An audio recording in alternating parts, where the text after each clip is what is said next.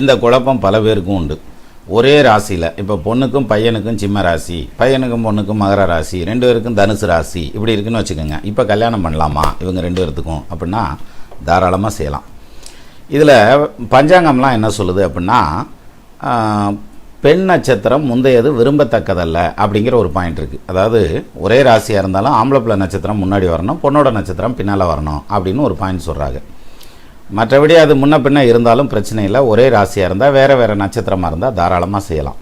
இதில் ஒரு பயம் வரும், 7.5 சனி நடந்துச்சுன்னா எல்லாத்துக்கும் ஒன்றா நடக்கும்ன்றாங்க அப்படின்னாக்க 7.5 சனி 2 பேர்த்துக்குமே சுத்தாலாம் நடக்காது. ஒருத்தருக்கு 2வது சுத்தா நிச்சயமாக இருக்கும், அல்லது 2 பேர்த்துக்கு 2வது சுத்தா இருக்கும். அதனால் ஒன்றும் பயப்பட வேண்டியதில்லை. ஒரே ராசியில் பிறந்த இருவர் தாராளமாக திருமணம் செய்யலாம் அப்படிங்கிறது தான் விதி. பரணி, ஆயில்யம், சுவாதி, கேட்டை, மூலம், அவிட்டம், சதயம், பூரட்டாதி இந்த நட்சத்திரத்தை சேர்ந்தவங்களை கண்டிப்பாக சேர்க்கவே கூடாது. 2 பேர் ஒரே ஏக நட்சத்திரமாக தான் கல்யாணமே பண்ணக்கூடாது. ஓகேங்களா? நான் பல முறை சொல்லியிருக்கேன், ஒரே ராசி ஒரே நட்சத்திரம் சம்பந்தப்பட்ட அவர்களுக்கு திருமணம் செய்கிறது எப்படி அப்படின்னும் போது அதை பார்த்து செய்யுங்க. எல்லா ராசி நட்சத்திரமும் எல்லாருக்கும் சூட் ஆயிடாது, ஜாக்கிரதா அப்படின்னு சொல்லுவோம். ஓகேங்களா? இருந்தாலும் தொடர்ந்து எனக்கு நிறைய கேள்விகள் வருது. என்னன்னா, ஒரே ராசியா இருக்கு சாமி, கல்யாணம் பண்ணலாமா கூடாதா?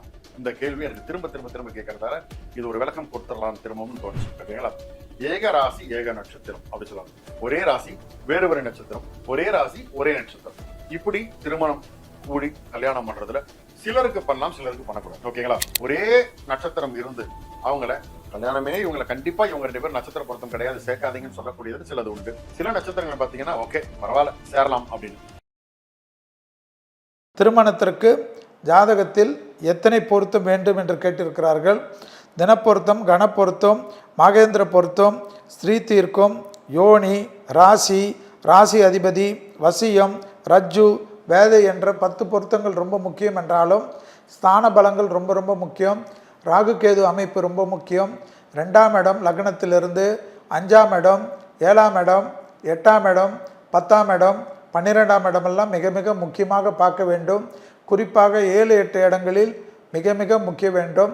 கலத்திர தோஷம் இருப்பு, 2 ஜாதகத்துக்கும் தோஷம் இருந்து அது நிவர்த்தி ஆயிட்டால் பொருத்தமே தேவைப்படாத ஒரு விஷயமாக காணப்படும்.